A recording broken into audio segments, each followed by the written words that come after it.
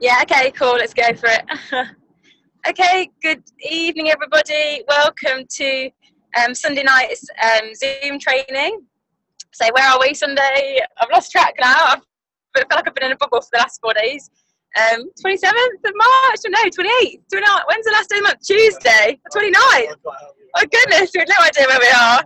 My goodness, I just know the last day of the month is Tuesday. Which is coming up. So my name's Zoe Allen, Regional Vice President in Qualification.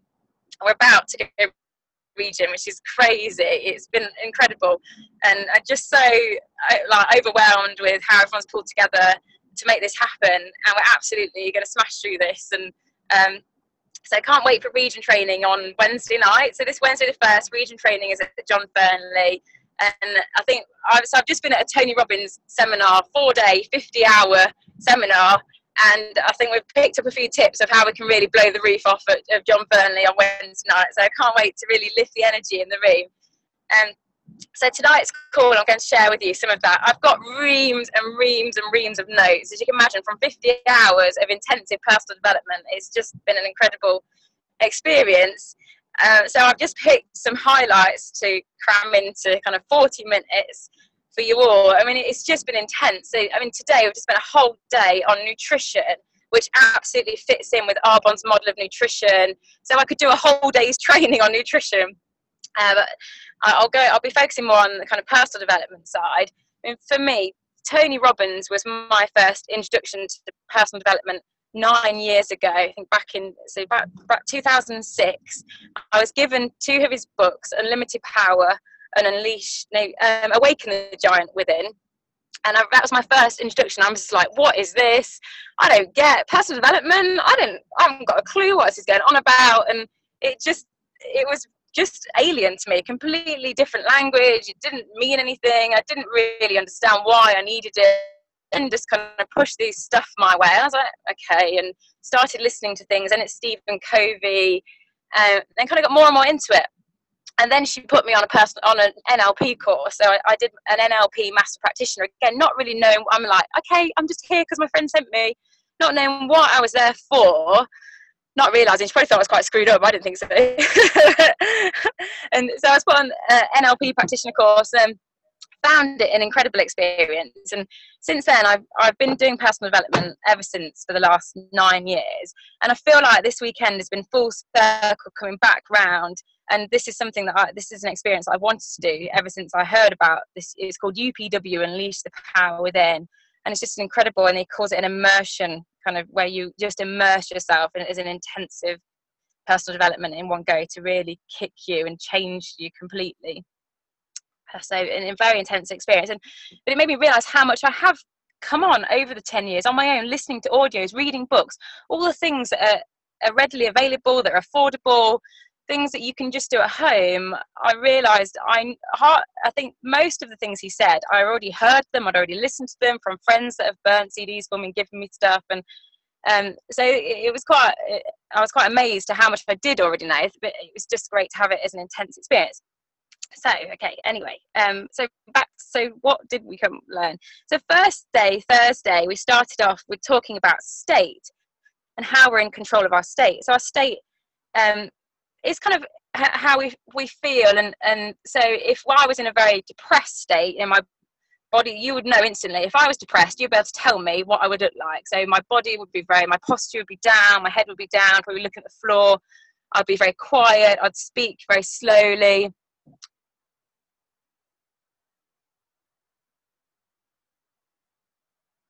Much quieter. So if somebody was in quite a confident, excited, kind of good, positive state, then they'd be upright, positive, looking up, speaking much quicker. So we can identify, and it's being able to be in control of our own state. So we are all in control of ourselves, and we can actually change our state very quickly if we want to, and we have that choice. So if we're feeling low,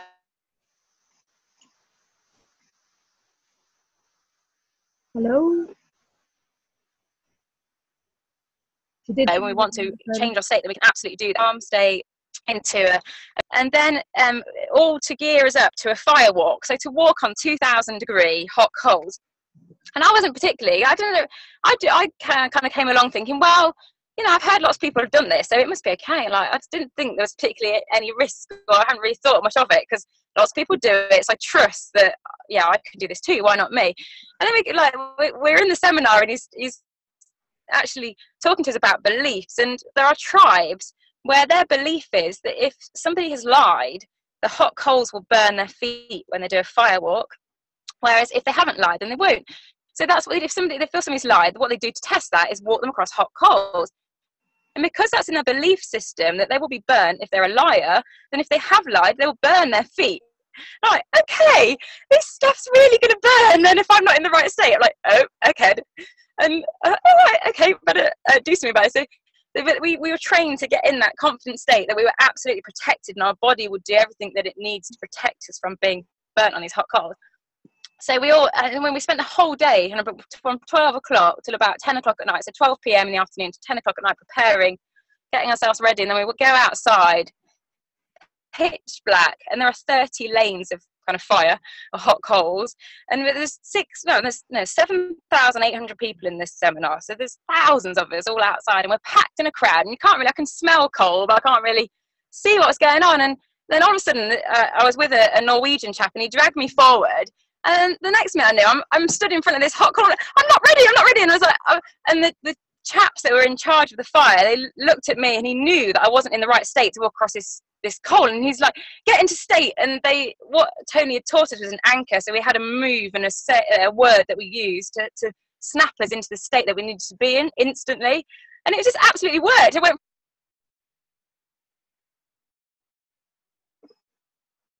from being, oh my god, I'm freaked out, I'm about to walk, to okay, I can do this, and just walk. And the coal just didn't feel it at all, because I was in that state, and that I've been trained my mind and my body to put me in. So that's just to demonstrate that whole point, that when we need to be in a state to perform, to maybe be on stage, or when we're in front of a prospect, we can absolutely call on that resource if we need it. And we are in control of that. So I've got a powerful lesson in doing that. So that's day one. And then at day two, we were joined by Tony Robbins' business partner, Joseph, who's lovely, a really great guy. He's a bit like I can't remember his name, Eddie Murphy, the black comedian. He's hilarious, really hilarious, but really bright, a psychologist, really well read in the area of kind of psychology. And he was sharing stories from some of his clients. And one that really stood out is about a runner. So he had a runner came to him who wanted to compete in the Olympics. He's like, I'm getting on now. This is going to be my last chance of actually going to an Olympics and winning a medal. So that's what I want to do. But I cannot beat, I run a mile in the same time every single time. And he said he can't remember the exact figures, but say it was 3 minutes, 56 seconds. So every time I run this mile, I run it, the same. And I cannot reduce my time. So the psychologist got him to run his mile. So he set him out on the running track, and he ran his mile. And exactly that, he ran through the finish line, 3 minutes, 56 seconds. And he's like, oh, you see, there you go. Look, I've done it again. That's all I can do is that. And he says, okay, now I want you to ignore whatever time you've done on the clock. Whatever you do, I want you to celebrate it. So whether it's worse, it's best, whatever time you get when you come through that finish line, I want you to celebrate. I want you to celebrate like crazy, like just like you're a little kid and you've just kind of got something really exciting, and jump up and down and absolutely celebrate it, whatever the time is. So he said, right, I want you to run that mile again. And he's like, hang on, I don't run them, like I only run it once in a training session. I'm not running again. It's like, no, you run it again. So he got him to run the mile again, and his time was slower. He's tired, he's slower, and he looks at the clock and he's slower, and he's about to kind of kick all his toys out the pram and do what he'd normally do. And then he looked at the kind of psychologist and was like, oh shit, I better celebrate here. And he started jumping up and down, yay, like so excited about this time, even though it was rubbish. And he did it, he celebrated. And then the psychologist said, okay, so run it again. Like, what? So he runs the mile again, and his time is even slower. But he does as he's told, and he has to celebrate that time, even though it's rubbish for him, for his standard. So he celebrates, he jumps up and down, he does that. Then the next day, he comes back, and the psychologist moves the finish line. So he increases the mile without telling the runner. So he makes the distance longer on purpose. The runner doesn't know this. So the runner sets off to run what he thinks is a mile, and he's expecting to kind of do it in at least his normal time, 3:56. And he runs it slower on his first run, and he's like, what? But he has to celebrate because that's what he's been told to do. So he celebrates his slower time, and it's much slower than what he expects it. And then again, the psychologist moves the distance. So he increases the distance again. So he runs it and his time's even slower. And he does this a few times. So he gets him to celebrate, even though he keeps failing and failing and failing, but he celebrates that failure. And then on the next day, he brings the distance back to a mile. And the runner runs, so not knowing what has been happening over the day, and he runs it, and he does it in 3:50. He's reduced his time, and he now thinks like this psychologist is God. He's like, oh my God, what did you do? He's like, oh, I've done it. I've absolutely done it. So, and the point is that no matter, so what I want you to do on Tuesday night, on the last day of the month, whatever you finish on, if you don't hit your goal, if you only do 100 QBs, whatever your finish is on Tuesday, you celebrate that finish, that result, and just celebrate it. Just be like, jump around the house like an idiot, like a child would if they'd got a present that they've always wanted, and celebrate whatever your result is. Just celebrate it. And it extends into like the area of money. If we're always telling ourselves we don't have enough money, we will always not have enough. We will never be able to create more because we always feel like we've not got enough, so we'll never have enough. So like in the area of money, if you find that's a struggle, on payday, whenever your money drops into your bank, even, if you're disappointed every month, I've only earned this much money, or still celebrate it. Woo-hoo, just be grateful for it and celebrate the fact that you've been paid that money. And then once you celebrate and you can appreciate what you've got, then you can move forward and create more of that. So it was a really great way of demonstrating that. So definitely going to be celebrating a lot more. And they had us celebrating for everything this weekend. Any little kind of bit of progress we had made, we were celebrating a lot. Jumping them down like loons. Yeah. Oh yeah, especially. So yeah, John's just reminded me. So that runner did go on to win a silver medal in the Olympics, which is amazing. So yeah, he absolutely did his job. So celebrate. So Tuesday night, celebrate in a way. If for you drink alcohol, crack open the champagne. If you do 100 QVs, celebrate it or treat yourself to something.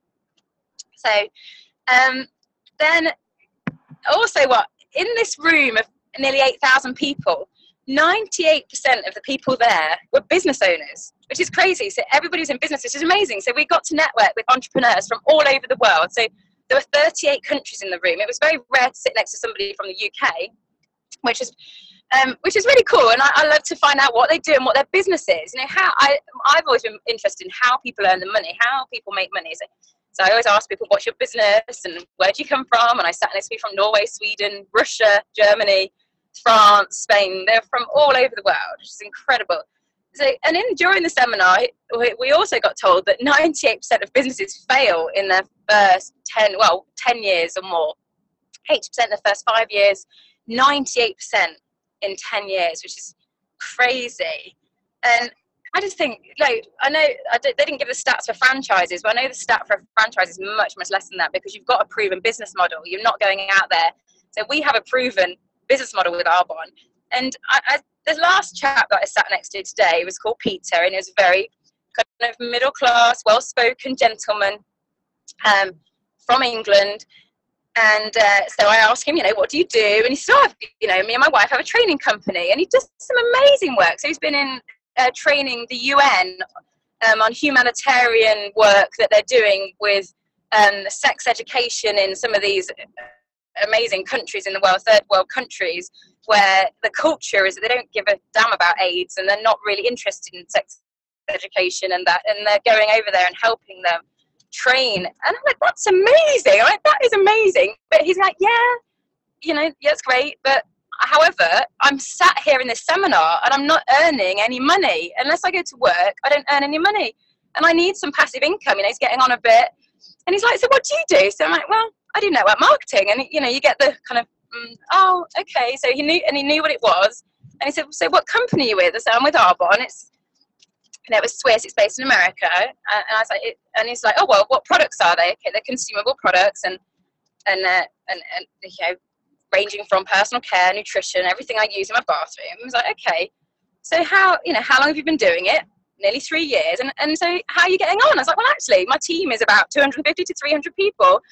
And yeah, I mean, we've turned over $45,000 this month, and I'm earning money while I'm sitting here. And he's like, okay. And I'm like, I'm sat next to a business person in a business seminar, and I'm like, who's the smart one sat in this business seminar? And when he asked the room who was here to kind of improve their finances, and the whole room put their hand up. I'm like, okay, I've got 98% of people here who are in business, but they're still not financially doing very well. And I'm like, I've got a great business. I'm like, yeah, it's a great business. And he even, when he spoke to John, he was like, like, your wife told me she's doing really well in this network marketing. He says, I used to think network marketing was something that, I can't remember what his exact words were, but, and he was like, you guys are like, you're like kind of normal, and your normal thing. They expect it to be something that people do that can't earn and don't know how to get a real job and stuff. And I'm like, yeah. So we are. You just helps you just appreciate the business that you're in. We've got an incredible business. We've got an opportunity to create a passive residual income stream. To earn money when you're asleep, and we have the opportunity. There's no risk. There's no capital. We don't have stock. It's just our business is amazing. So it's really helped me appreciate that. Okay. Oh, what else? Right. So next thing I was going to share is they talked about 3 types of people in the world: the dabblers, the stressor achievers, and the masters. So a dabbler is somebody that is hooked on instantaneous rewards. And so a dabbler, expects that they'll progress easily, and, they want it now. They want the money right now. So, and so when you start something new, and whether that's a business or a sport or anything new, you start something new, you go through a period where you suddenly, you start reading new things, you get your products when you've joined Arbonne, you're feeling excited, you're feeling positive, I've got one product, trying that, I'm doing really well, I'm reading some books, and okay, so I've set off and I'm making progress. So you have like a progress curve that increases. So you draw out a little graph with the progress going up. And then you hit a point, oh yeah, it goes here. So progress in the beginning is quite quick. So, and then you hit a point where you plateau, so that progress levels out. And so when a dabbler gets to a point where the progress plateaus, okay, they've spoken to a few friends, and initially their friends were excited, and then they didn't join, or they didn't buy the products that they thought they were going to do, and whatever. So the progress plateaus. The dabbler just quits. That's it. They're off to something else now. They've had enough. They're gone. Move off. So when it gets a little bit difficult, the dabbler quits. And then you have the stressor achiever. And so a stressor achiever has the same thing. So they start something new, and they start making progress in whatever they're doing. If it's a sport, they go out, they start a new hobby. Okay, I'm going to go and buy all the kit I need. If it's tennis, I'm going to buy the tennis shorts and a new racket, and I'll get some lessons. I'm going to start this. Okay, I make progress. I go off really well. And then again, they get to a point where they plateau. And when a stressor achiever plateaus, they fight it. So they start fighting. Okay, I'm just going to give it all I've got and just keep going and going and going and going and fight it and fight it and fight it. So eventually, they break through. So they break through, and then they can make progress again. Then they get to the next level of plateau, and a stressor achiever again just fights it. So they just fight and fight and fight and try their hardest and work through whatever it is and just give it all they've got and further. And then eventually they make break through until they get to a point where they burn out. And then you get the master. So the master, Tony Robbins is very much, he uses his word quite a lot, and I think he considers himself to be a master, and he's spent his life with masters, studying other masters of whatever they do. So when a master starts something new, they start off and they make progress, and then they reach their area of plateau, and they go, oh, I've plateaued. That's interesting. And they expect it. They expect that's what will happen. And then rather than getting stressed out and trying to fight it or giving up, they go, okay, well, who's been here before me? Who's been on the path that I'm already on and will have already experienced a plateau in their business or whatever it is, or their sport? Let's go and find that person, and they can help me. Or it might be a book or an audio or something. So for us, the NVPs and the top people in this business, they're on audios. There's books about our business. and we can learn how to break through that plateau. So we work through it, and when we start then developing our skills, we'll have a little dip in our performance because we're trying something new, we're developing our skills a bit more, we're changing our system slightly or doing a new thing. Like when we were in Arizona, we met Shannon Johnson, who is a master. She's been an executive national vice president, top 10 income earner in Arbonne. So she's a master, and we're asking her what she does, and she tells us about these nutrition kits. And I'm like, okay, I'm going to give this a go. So I gave some out last week. So it's something new, something a bit nervous, got to try something new. So our ability will drop down a little bit. And then once we've mastered it, it goes up again. So we start making progress, and we make progress and progress. It goes up quite dramatically. And then again, we'll reach another point of plateau. I say we because we are masters. So we reach that a plateau again, and we go, okay, it's another plateau. I expect this. What shall I do? I find the right person who can help me, or the right book, or the right audio, or the right tool, or whatever it is. And then we learn, and then again, we have a little dip in our own ability, and then we shoot up again. And that's how so it's differentiating yourself, making it from being a dabbler, a stress achiever, to a master. We all want to be masters in this game of network marketing, and that's how to do it. So expect it. So when you hit a plateau and things aren't moving forward, go, okay, that's normal. Everyone goes through this. Even the masters go through this. How can I move through? What do I need? What information? What do I need to learn? Who do I need to learn from? So I thought that was really great.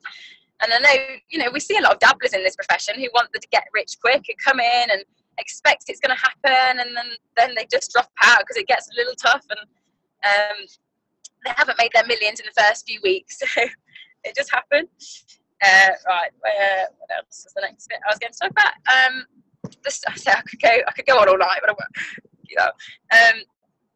There was he went through the 6 human needs, which is really fascinating. And so it doesn't matter what nation, what country you're in. All human beings have 6 human needs, and those 6 human needs are: we all have the need to feel certainty, but we also all have the need to feel uncertain. So we all have the need of uncertainty or variety. We all have the need for significance, to feel significant. And we all have the need for connection, love and connection.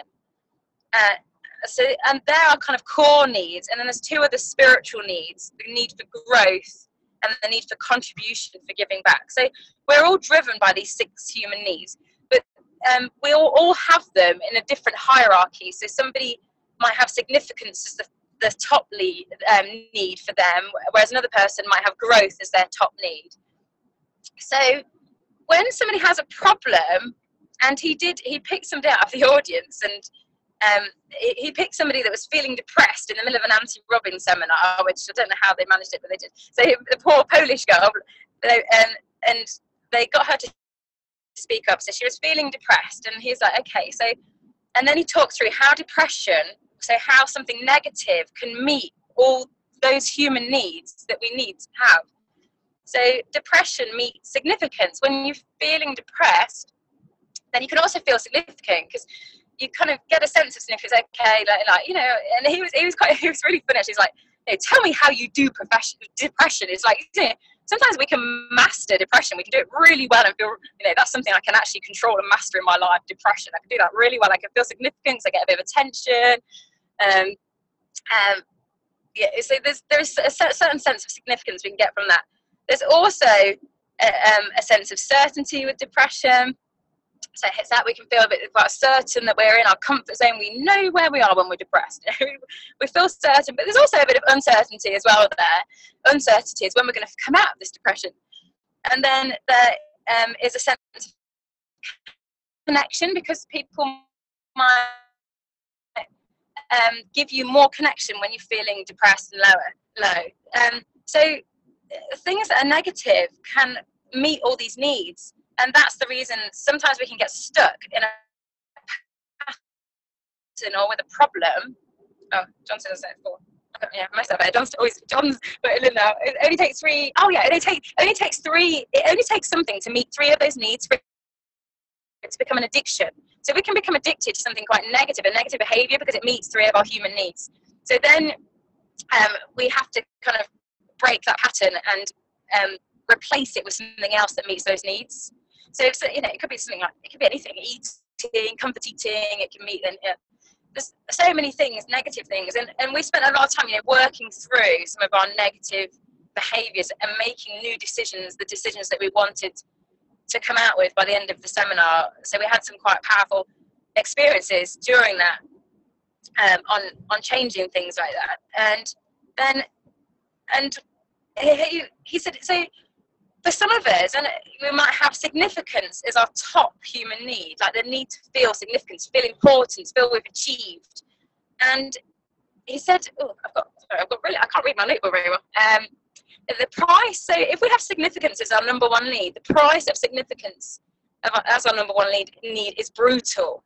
You can be an achiever without having significance as number one. So if you have significance as number one, you'll never feel fulfilled. So even when you're a national vice president, you've achieved so much in your life, you will never feel fulfilled because you've always got to achieve more and more and more. So we looked at what were our top ones. I can't remember what mine were. I think one of mine was, I did have significance, and I can't remember the other one, which certainty, yeah. And then, so we looked at which needs we had at the top, and then we switched them with the ones that we want to be at the top. So for me, I switched it to growth and contribution, because if I can contribute, then I can also fill in the other needs. So if I can create a business that contributes, then my business is still going to succeed. I'm still going to achieve. I'm going to create the money because I'm going to be contributing to the world, to my community, so you can still achieve having a different need top first. I hope this is making some sense. And then he also said the quality of your life is determined by the amount of uncertainty you can comfortably live with, which is fascinating. And I think that's in our business, in network marketing, there is huge amounts of uncertainty, because you don't know who's going to join your business, who you're going to meet from one day to the next. You could meet somebody tomorrow that will be your next national vice president, but you don't know that. Or you could meet them next week, or you can be Julie Newcomb and it take you 13 years to bring your best person into your business. So there is a lot of uncertainty, and the quality of our life is determined by the amount of uncertainty that we can comfortably live with. So we have to embrace it and enjoy it. And we sat next to a chap when we were doing this exercise, he was there with his son, and he paid for his son to come for his 18th birthday, which is awesome. There are loads of children there, which is amazing. And he had uncertainty as one of his top needs. He's like, I think I should switch it round before Tony told us that, it is amazing. And he's like really successful in business. He's got amazing businesses. He's an Iron Man, he's physically fit and healthy. He just seemed to have it all. And he's like, yeah, I'm getting a bit older. I feel like I'm a risk taker and I make risks in business. I'm not afraid of that. But I'm feeling like I need to be more certain. And we're like, really? No, I really wouldn't change that. So he had that uncertainty, but he just had that, oh my goodness, I'm getting on 60 now. I must no, absolutely not. So he had the high need to feel uncertain, and that had made him who he was in business and made him very successful because that was really high in his needs. So they are fascinating, and I don't know, I did have an audio on that, whether it is on one of those audios that you've burned, Danny. We'll have a look and burn some more of those audios. And then Tony Robbins has what he calls his success formula, and the success formula is, so there's 4 steps to successful formula. 1 is know the outcome. Oh, Danny's saying, what audio was I talking about? You had the audios, Personal Power and Get the Edge from Anthony Robbins to burn. Yeah. I don't know if that about those 6 human needs is on one of those audios. I have, because I've heard it before, and it could be on one of those. There's about 12 audios there. Anyway. So, right, success formula. Back to success formula. So the success formula is 4 steps to being successful. First one is to know your outcome. What is your goal? Is your goal sponsoring somebody? Is it district manager, regional vice president, national vice president, whatever that is? What is your outcome? And then number 2 is know your reason why. Anthony Robbins agrees with us. We're hot on our why. We know that this is crucial, and it absolutely is. And then to demonstrate that, they shared a story. So if you've got a house and it's surrounded by a moat, and in that moat is crocodiles, poisonous snakes, what they talk about? Poisonous kittens. Poisonous kittens. It's like anything that's deadly, it's toxic, absolutely. The house is on fire, so the house is burning down, and it's surrounded by a moat with anything that can kill you, sting you, bite you, eat you. And there's £10 on the bed in that house. You're not going to go into that house for £10 on the bed. You know, the why is not big enough to go in and face that risk and get that £10. But if your child or somebody you love was on the bed asleep, or in the bed asleep, and that house was burning down, surrounded by a moat, you would risk your life to go and rescue your child or your loved one from that house. The why is big enough. So when your why is big enough, you know, you can take care of anyhow. You just do it. So it's having your reasons why. So number 2. And then 3 is massive. Take massive action. So take massive action. Don't just say, okay, write your goal. Okay, I know my reasons to do it because I want my children to be happy and blah, blah, blah. And then you just sit back and wait for it to happen, or you kind of put a post on Facebook every now and again and think, oh, nobody's come to me to ask me what I do yet. You know, we've got to take action. We've got to be speaking to people in this business. It's about how many people we can speak to and share this business and product with. So massive action. And then number 4, notice what you're getting. So notice your results. So if nobody's brought any products, you've got no preferred clients, or nobody's joined your team, you have to go, okay, I've been doing this now and nothing's working. And then you go back and you change your behavior, or look at what's happening, or what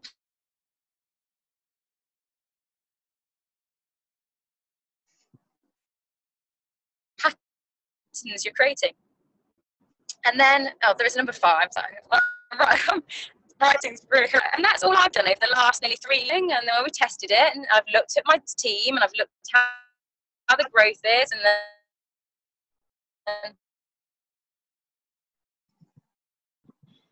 if things haven't been moving or growing, okay, I've gone back to and improved it or enhanced it or made tweaks, and then you try that, and then you see how that goes, and you review it, and that's all we do. Anything? What else have I got? I think that was all. What time was? Okay. Oh goodness. I know. I think that was all I've scribbled down from my 50 hours of notes to go over on this call. There's so much, and there's actually some of the things like changing state and belief changing we could actually do at a region training if people were interested in doing anything like that. And now John knows how to use the audio and the lights to help enhance that experience. We can do that as well. They had a team of like 10 people on their lights. John's like, who the heck? We've got the playlist. They must have had 100 songs on their playlist, which is amazing. But it's just to do it. They're doing it again next year. So they do it every year in London. I can't remember the dates. I think it's about the first weekend in April next year. It's amazing experience. So today was a whole day on nutrition, on acid alkaline, on taking your digestive enzymes, on avoiding dairy, on avoiding animal stuff, and some of the things are pretty horrific. Some are shocking on the nutrition side. I'm just having a quick flick through my notes if there's anything else that just jumps out at me. Oh, I know. One of the really interesting thing is Anthony Robbins' first mentor was Jim Rohn. And what does Jim Rohn do? Well, what did he do before he passed away? Network marketing. So Anthony Robbins' first mentor was Jim Rohn, which is incredible. So he's had a mentor in our industry. So amazing.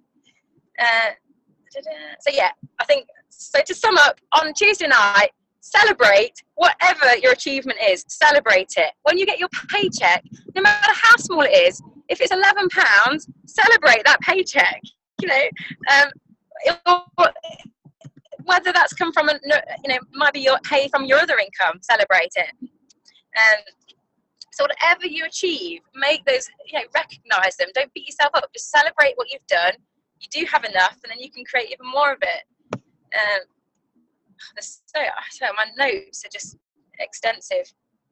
he shared a lot. Proximity is power, about being in proximity with the right people, the right network, peer group. He talked about peer group, how important that is, to be around people that are above you in where you want to be, that are succeeding in life. He kind of went on quite a lot about peer group, which is amazing. So I think, so there's so much things, but we can bring stuff into trainings and do some of the exercises. Fear. Last thing I'll share. So fear, the biggest fears that humans have is the fear that we're not enough. I shouldn't say they, I am a human, and that we won't be loved. So our fear that we're not enough and we won't be loved, they're our biggest fears. And I think we come across that when we're prospecting, because I think one of the reasons people won't join the business is they don't feel good enough. They don't feel that they are enough to do it, that they deserve it, they're enough. So that's one of our biggest fears as a human being, that we're not enough. I think that's everything from my waffle. I put together my training tonight in like half an hour after our seminar. So hopefully, I think I'd love to turn that nutrition. What we did was they gave us 2 workbooks, so me and John had one each. So I kept one notebook, absolutely pristine, with no writing in it, so we could use it and turn it into trainings for the team, and then John scribbled all over his.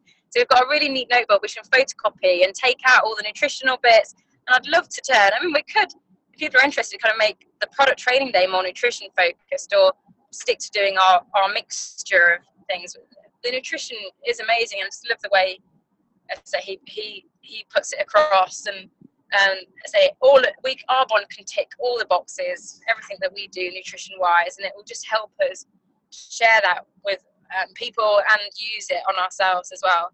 An amazing experience, and I suppose it's we in Arbonne we do get experiences like this, like Vegas and the Birmingham conference in September is that immersion in personal development, in our business, in learning our strategies and the way we do our business. So that is Vegas and that is Birmingham. So if you're not going to Vegas, make sure you do have the Birmingham dates in your diary. It's the 5th and 6th of September. It's for most of us, it's on the doorstep. And then that way, we get immersion in our own business, surrounded by our own peers that are going in the direction that we want to go in. So get yourself to those conferences. Okay, I think that's about anything. Do you want to add anything, Danny? Anything that I've missed that's important, like dates or trainings or? No, but I'd like to say that training was amazing. I can feel your energy, and I'm buzzing just from listening to you. It was brilliant. I love the story about the Olympic runner. The whole thing was great. And listening, I saw myself in a bit of the dabbler, the stress one, and now I'm the master. But I was a little bit of all of them at one point. So it was really good. Yeah, cool. I've definitely been all of them. Energy level, it's through the roof. Yeah, so our energies, and he talks a lot about energy, and he was like, where does energy come from? People like food. He's like, no, it doesn't. You can eat food and feel tired. Energy is there, and if you have the belief that you can just bring energy into your body whenever you need it, wherever you are. So we were going from kind of yesterday, we were 9 a.m. till midnight, and like on hardly anything to eat, to drink. He doesn't stop. Anthony Robbins just goes through with no breaks. You just don't eat, you don't sleep, you just go for it. And he's like, and they kept raising the energy level of the room and of us to realise that if the energy is there, if you want to draw on it. There's so many stories he shared. Like there's a wrestler who was incredible. He would win all of his matches, and Nancy said, well, what's your secret? He said, well, these other competitors, they conserve their energy because they know they've got to do 5 fights tonight. And whereas I go full out on every single fight, knowing that if I go full out each time, that I can channel more energy. I can tap into that universal source of energy that's there that I need to. Whereas the others think, oh, I've got 5 fights, I better conserve it. So that's how he wins it. And so our energy, we can lift our energy anytime we want to. And then, there's another story to it, really put across about immersion in something when you're learning. And Tony Robbins was told to go and play polo. It still makes me laugh. He's 6'7". I can't imagine him on a polo pony, but there you go. He's like, I went to go and have this polo lesson.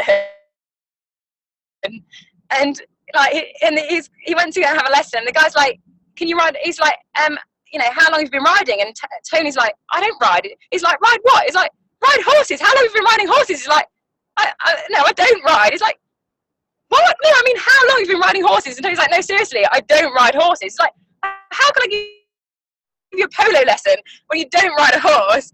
And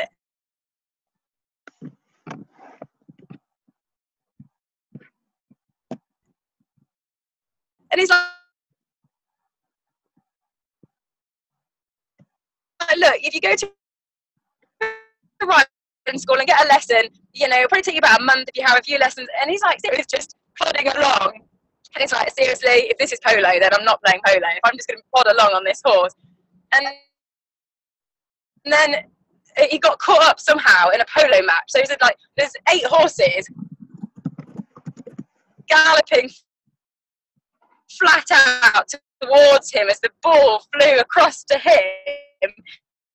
And he's like, look, I'm on this Tony Robbins is sat on, takes off, and then it goes towards him. Bloody hell, if that's polo, I'm going to learn to play. And then he loves, if he's going to learn something, he'll do it as an immersion. So what he did is he finds the best person, as he does. He found the best polo player, and he had 21 days of every day he had a lesson. So he went from not being able to ride a horse to being able to ride a polo in a 21-day block because he immersed himself in it. And it is, yeah, and that's it. And then now he can play polo and he can go around and play matches, and they're like, oh my god, where did this guy come from? It's Tony Robbins is amazing at polo, and he's just like, I just found the best person and learned. So if you want to be the best and you want to accelerate, it's about flying hours in this business. If you want to accelerate how quickly you do this business, you just do the hours, put the hours in. And for us, those hours are on the field. It's talking to people. That's where we get the experience from. And you know, the more we condense those hours down, the more reading, the more audios, the more we can cram.